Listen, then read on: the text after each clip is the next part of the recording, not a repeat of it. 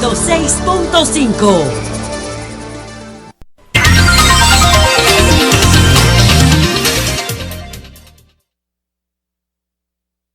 Dominicanas, ciudadanos y ciudadanas del mundo, Julio Martínez Pozo.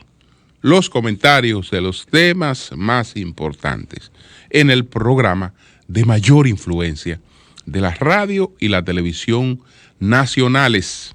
En este martes 8 de octubre, año 2020, buenos días a todo el equipo del Sol de la Mañana, toda la audiencia de Sol, la teleaudiencia de Telefuturo, Canal 23, las personas que siguen nuestros contenidos a través de las redes sociales y los canales 29 y 24 que se incorporan a partir de las 9 de la mañana. Buenos días a todos. Entonces, vamos inmediatamente con nuestra agenda en este martes 8 de octubre, en este miércoles, jueves, ya es jueves, 8 de octubre. Entonces, bueno, la decisión de Lisandro Macarrulla de donar su salario, el debate de los candidatos presidenciales Mike Pence y Kamala Harris, el vocerato de Raquel Arbaje, y entonces la encrucijada del presidente Abinader frente al tema de la segunda mayoría en el Senado. Esos son los temas que nos proponemos tratar en el día de hoy. Empiezo con la decisión que ha tomado el empresario Lisandro Macarrulla, quien es el secretario de Estado de la Presidencia. Anunció ayer que donará el salario que le corresponde porque él no necesita cobrarlo, porque él tiene ingresos suficientes con su actividad económica y él no necesita para él ese salario, sino que él va a donar ese salario. Esa es una demostración de buenas intenciones. Ese es un gesto que pudiera ser o es un gesto plausible, pero quiero decir sobre esto que particularmente desde mi punto de vista no se trata de si un funcionario no cobra o dona sus salarios, si un funcionario cobra mucho o si un funcionario cobra lo que merece. Yo nunca he criticado que una persona que está en el desempeño de unas funciones importantes, trascendentes para el Estado, complejas, tenga buenos ingresos. Y no he hecho comparación entre eso y otros ingresos de la población, porque a veces hacemos comparaciones extremas. Entonces, no. Eso no, ahí no es lo importante. A mí no me importa si cobra, si no cobra, si cobra poco o si cobra bien. Es más, si me preguntan cuáles de esas cosas prefiero, yo prefiero que cobre y que cobre bien. Que cobre y que cobre bien es lo que preferiría, pero desde luego que cada quien tiene derecho a ejercer los gestos que entienda en función de su visión de las cosas. Y entonces él ha decidido esto, donar su salario. Pues muy bien, Lisandro, muy bien.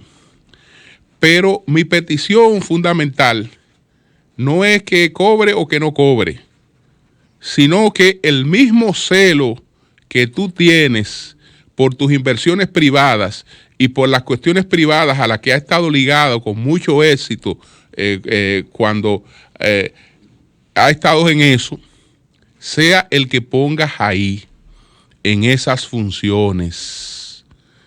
que cuando te refieras a los activos del Estado, tanto de la CDEE como los activos del Estado que tiene el FONPER, no ligue el vocablo liquidación a esos activos, porque a mí me parece, Lisandro, que eso es abusivo.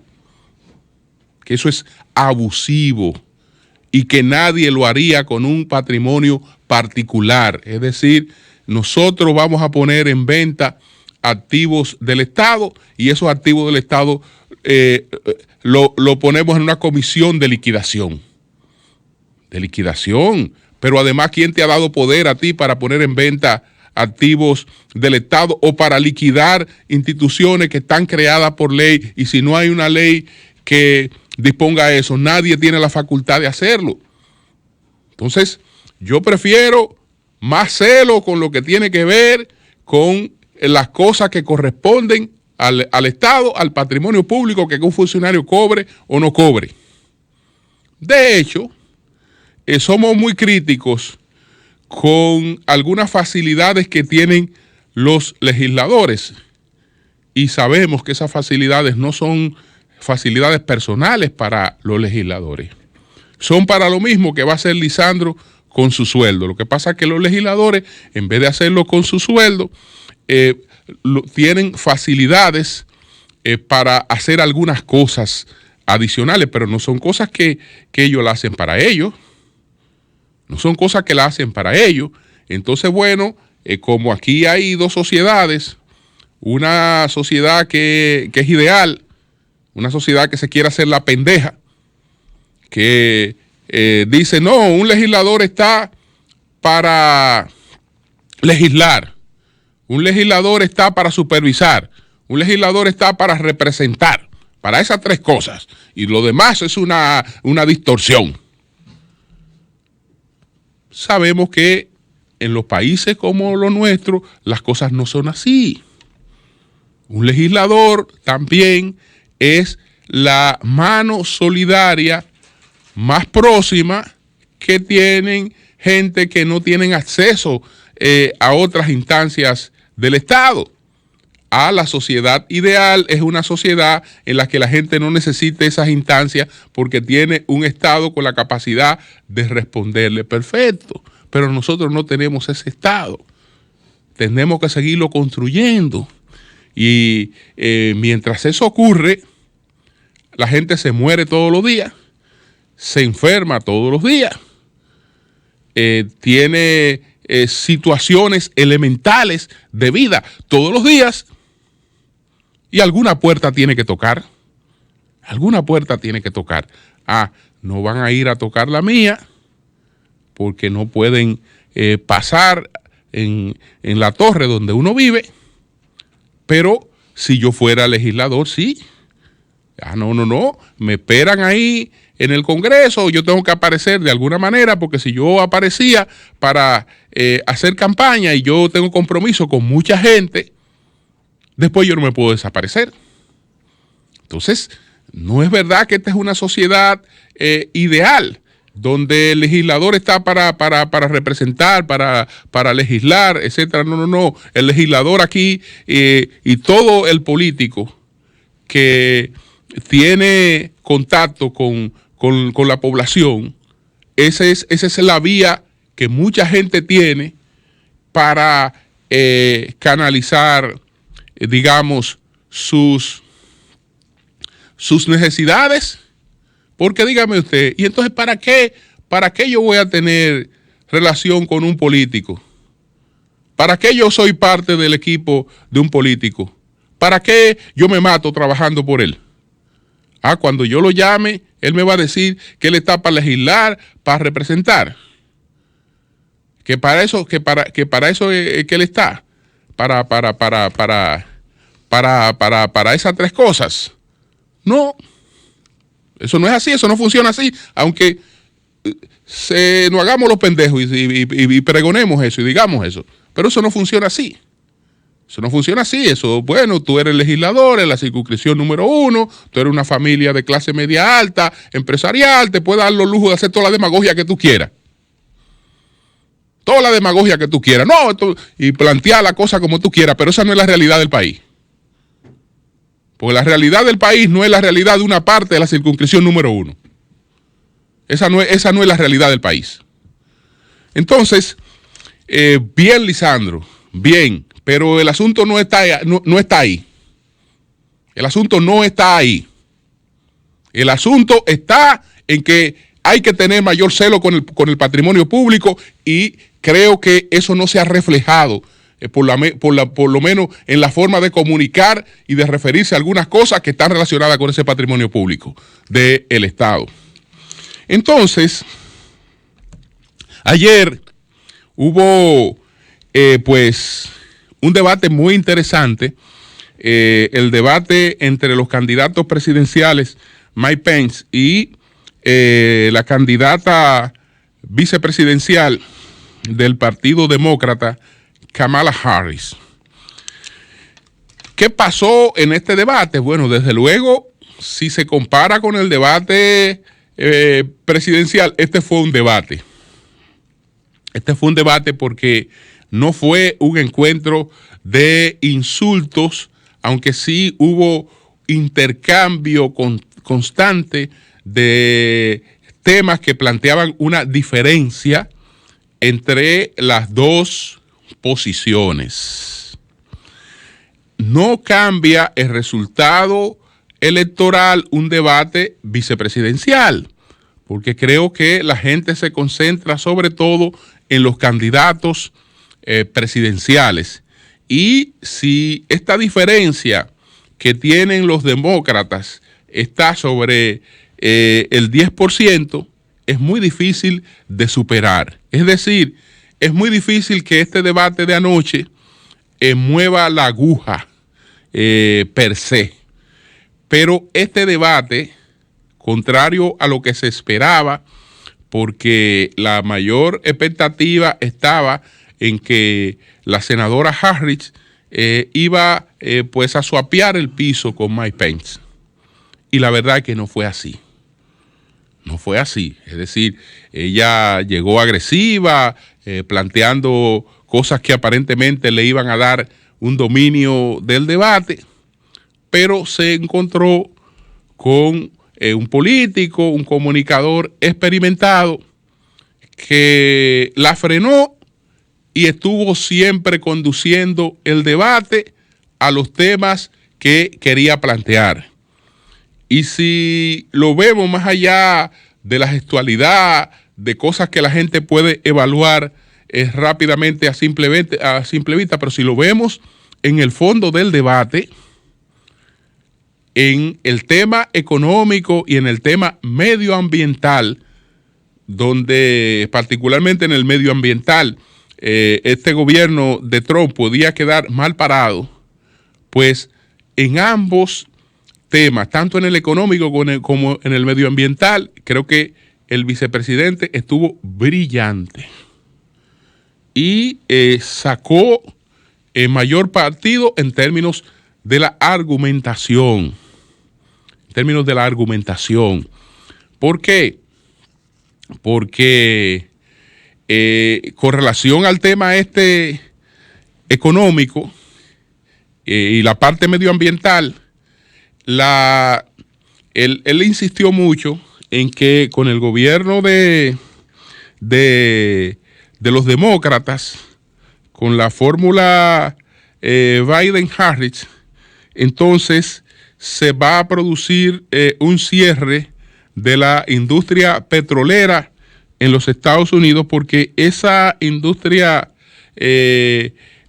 petrolera está en estos momentos sobre todo basada en la llamada fractura hidráulica, o lo que llaman frackings o frackings. Entonces, ¿qué pasa con el fracking? Que él pudo demostrar que tanto ella como Biden pues habían emitido declaraciones que se oponían a la extracción a la fractura hidráulica. que se oponían a la fractura hidráulica. Y esto, desde luego, desde el punto de vista económico, puede tener un impacto muy negativo para los Estados Unidos. Entonces dice que esto lo hace con su compromiso con la Agenda Verde, con el Acuerdo de París. Pero dice Biden que lo que ha logrado la administración Trump en la transformación de producción energética a gas natural y en otra medida está provocando una mayor reducción de emisión de gases de efecto invernadero que la del compromiso de París. Habrá que ver si eso es verdad o mentira, pero eso es un argumento que ella no lo pudo desmentir, que ella no lo pudo deshacer en ese argumento. Y entonces también en el tema del restablecimiento de las relaciones comerciales con China, olvidándose de las sanciones que ha impuesto Trump para crear una mayor presión de creación de empleos en los Estados Unidos. Todo eso tiene en la gente, en mucha gente, un impacto, porque la gente cree que muchos de estos empleos pueden regresar a Estados Unidos. Ya hemos explicado que no solo se trata de la deslocalización de los empleos porque las empresas se han ido a otros lugares, sino que también las empresas vía la inteligencia artificial y vía la inteligencia remota también están sustituyendo mucha mano de obra, y ese es un proceso inevitable, que por lo tanto el llamado empleo de calidad que permitía la consolidación del sueño americano,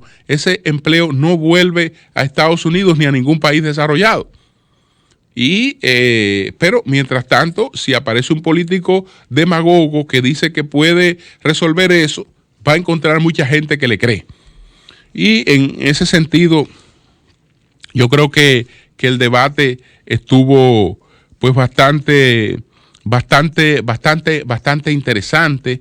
La senadora Harris, el punto de ventaja que tenía era pues lo que tiene que ver con el manejo de la epidemia del coronavirus. Ella fue sumamente crítica. Estamos hablando de que Estados Unidos tiene 220, tiene la cantidad de muertos, la mayor cantidad de muertos que pueda tener una economía industrial. Es la tercera economía industrial con mayor cantidad de muertos en función de su población, porque hay 221,000 muertos de coronavirus en los Estados Unidos. Solamente en función de la población, entre los países desarrollados están por encima de Estados Unidos en función de la población, Bélgica y España. Entonces, ella habló de que ha sido desastroso el manejo, con ocultamiento de información, pero a la vez, entonces, el vicepresidente pues le imputó tanto a ella como a Biden el hacer una campaña de descrédito contra la vacuna y sobre todo contra la aparición temprana de una vacuna. Sumamente interesante. Fue realmente un debate entre dos posiciones.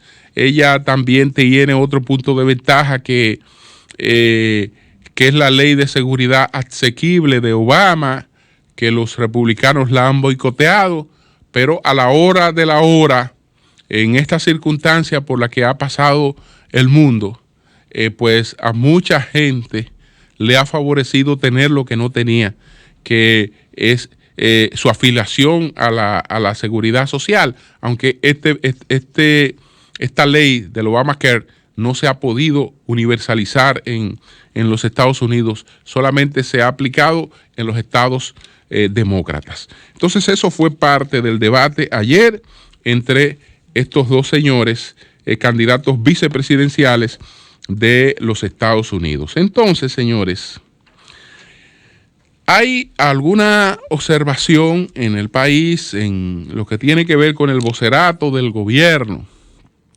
Porque la primera dama, Raquel Arbaje, ha asumido un papel activo y preanuncia cosas que pueden estar en las apariciones públicas del presidente Abinader. Yo no cuestiono el tema del vocerato de Raquel Arbaje, porque en los gobiernos una cosa es lo que aparentemente se determina y otra cosa es la que impone la realidad. Este no será el primer gobierno donde uno observa que no hay una política homogénea de vocerato. No, este no es el primer gobierno. No podemos decir que en el gobierno de Danilo Medina hubo una política homogénea de vocerato. No, en el gobierno de Danilo Medina observamos una división del vocerato del gobierno. Es decir, división estoy diciendo en el sentido de que habían voceros con roles distintos. Por ejemplo, Marchena, que era el vocero oficial del gobierno, su vocerato era básicamente informativo. Era informativo, es decir, hablaba de las realizaciones del gobierno, proyectaba las realizaciones del gobierno y del presidente. Pero frente a los temas polémicos, quien asumió el rol de vocero del gobierno fue José Ramón Peralta. Es decir, esa es una realidad que está ahí, que nadie puede venir a tapar el sol con dos dedos. Entonces yo no puedo decir que ahí hubo un vocerato homogéneo. No lo hubo. No lo hubo porque todos observamos esos roles distintos. Es decir, que cuando estábamos hablando de un tema realmente de peso conflictivo, el vocero era José Ramón Peralta. Entonces, esta es una decisión que no solo depende de lo que oficialmente haya determinado el presidente, sino que la propia coyuntura va determinando quién asume ciertos roles, porque no hay que olvidar una cosa. La gente quiere estar en los gobiernos, quiere participar de las cosas buenas de los gobiernos, pero nadie quiere llevarse los faos. Nadie quiere llevarse las cosas que generan impopularidad. Entonces, así como en la administración del presidente Danilo Medina, habían en ocasiones que en los propios medios, y fíjense que uno lo percibe primero que todo el mundo, porque hay momentos difíciles en los que nuestras productoras se cansan de llamar a un teléfono para ver si aparece alguien que quiere referirse a ese tema. Y hay momentos en que mucha gente en los gobiernos le saca el cuerpo a temas. Le saca el cuerpo, yo no, y no quisiera yo hablar de esto, que no me toca, que etcétera. Y sobre todo estamos hablando de cuestiones, digamos, complejas o cuestiones que le crean impopularidad. Entonces, ¿quién es el vocero del gobierno? El que en un momento determinado le duele más al gobierno. En que en un momento determinado está más dispuesto a jugársela. Ese es el vocero del gobierno. Ese termina siendo el vocero del gobierno. Entonces, Raquel Arbaje, yo creo que ha observado que en algunas circunstancias no puede dejar a Luis Abinader prácticamente desamparado en el escenario. Y asumirá su rol. Deberá cuidar algunas cosas, porque yo no critico que ella en determinados momentos, si ella ha sido parte de este proyecto, si ella ha concebido con su marido muchas de las ideas, si ella con él se ha fajado para este logro. Estamos también frente a una valoración distinta del papel, del rol de la mujer. Es decir, es una sociedad que no tiene, digamos, ningún problema frente a eso. Ella lo que tiene que tener algún cuidado, por ejemplo, en lo que ella planteó ayer, que preanuncia más o menos cuál puede ser la línea del discurso que va a pronunciar hoy Luis Abinader. Tal vez esa parte ella debió obviarla, porque eso no necesariamente se puede percibir como un adelanto, como una comunicación de lo que ya ella conoce que él va a plantear.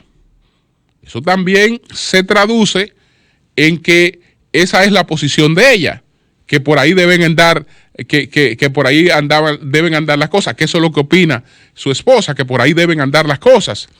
Pero no sé si ella sabe que muchas veces entre lo que un político decide plantear y lo que plantea transcurre un espacio.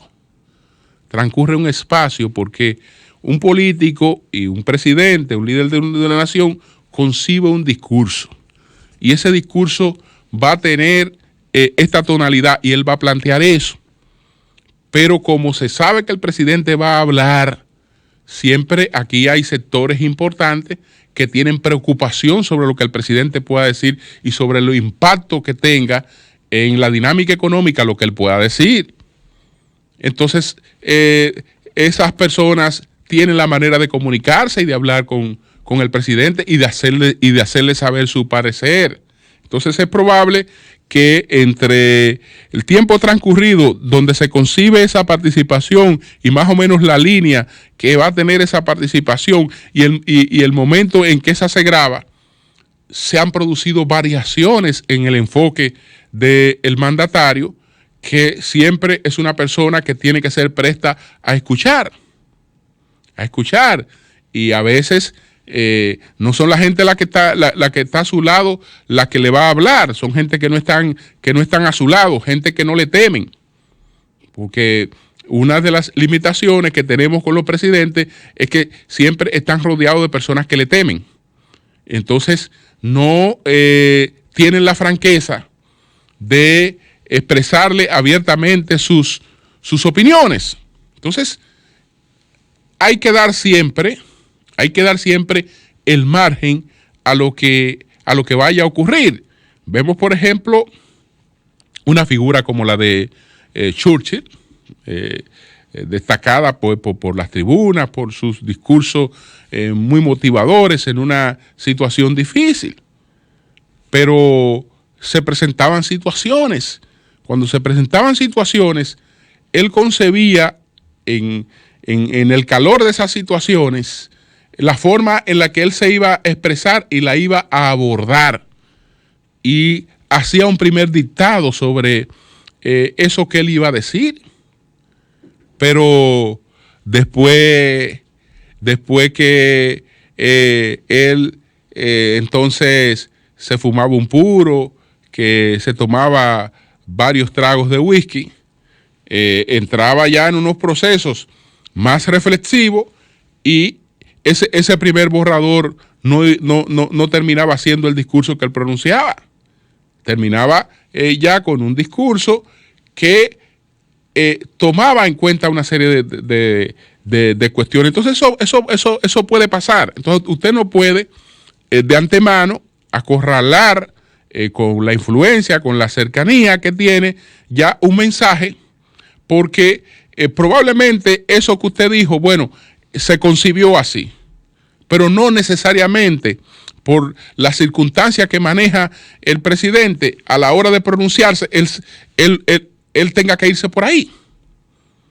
Porque se supone que él es una persona que escucha, que está abierta, que sabe que está manejando una crisis.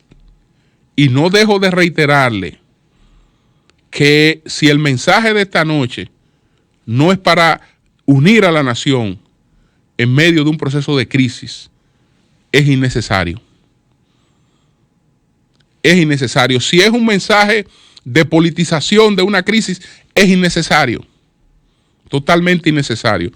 Si no tiene el carácter de convocatoria a la nación, es innecesario, pero ya veremos. Yo espero que sea necesario y que sea un mensaje que merezca ponderaciones positivas al día siguiente de evaluarlo.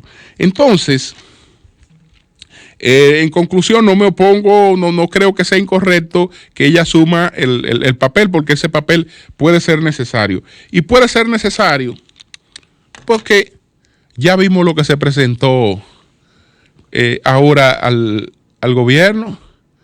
¿Ustedes creen que lo más preocupante que se le presentó al presidente Abinader fue el rechazo de la población a las medidas que se introdujeron en el presupuesto del 2021, al paquete fiscal que acompañaba ese presupuesto? ¿Ustedes creen que las reacciones de la gente, eso fue el elemento más importante, más preocupante?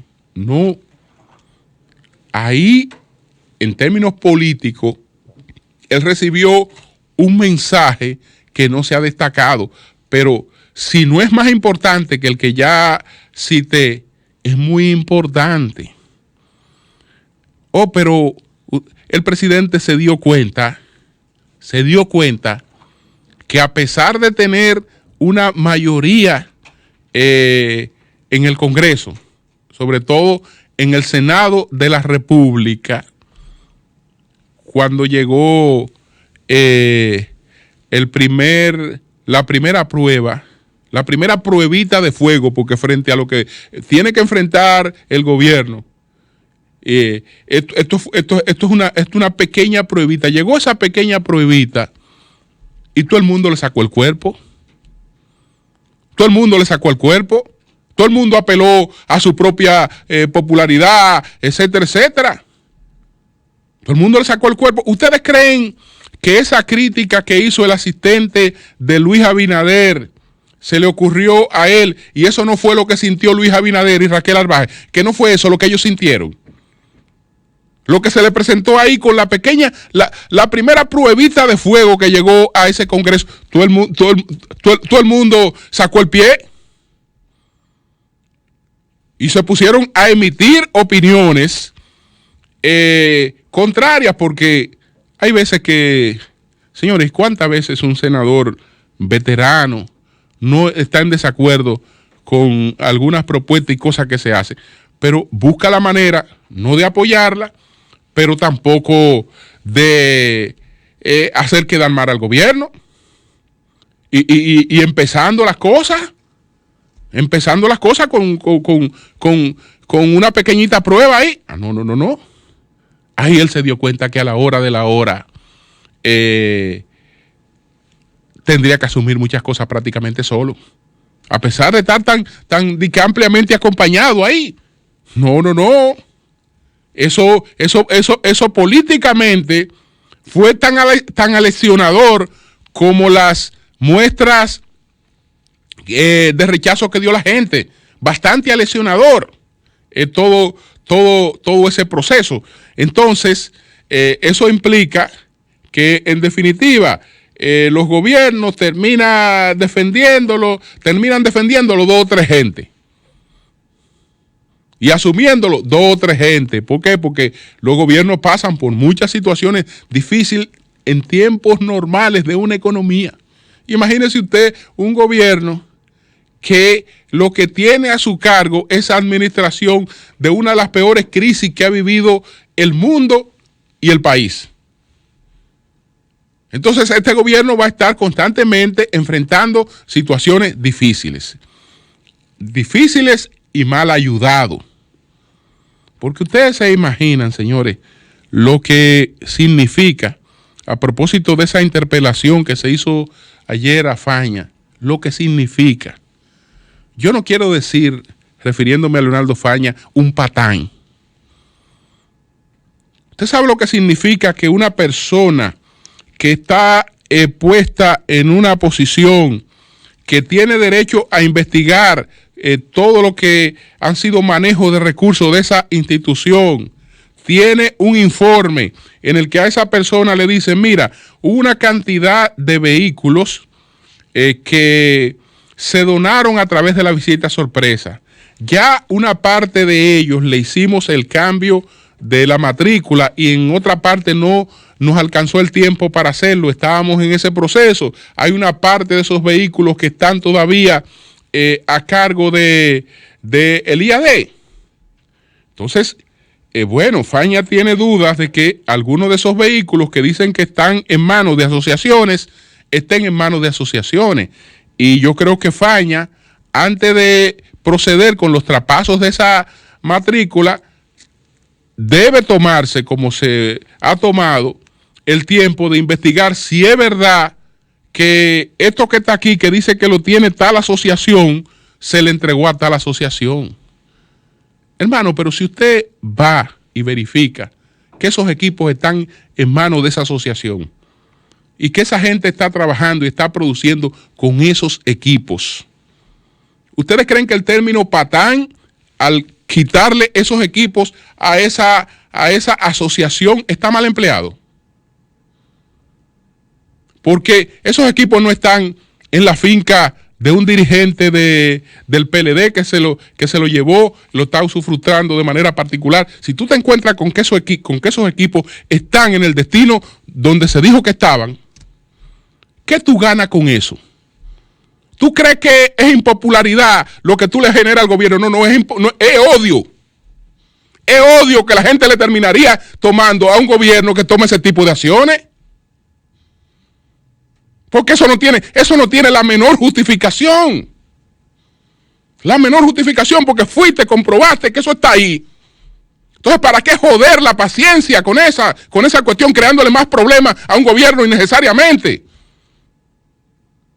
Entonces, también el presidente, si permite que le vayan drenando, que le vayan minando al paso su popularidad en medio de una crisis, pues evidentemente que las cosas no caminarán bien. No caminarán bien. Bueno, hay un tema que lo puedo analizar mañana, que es la encrucijada que tiene que ver con el tema de la segunda mayoría, porque eso no es un asunto solamente con implicaciones legales, constitucionales, ahí hay otras implicaciones políticas y me tomaría ya un tiempo que no debo tomarme. Así es que vamos a dejarlo hasta aquí y continuamos. Cambio y fuera.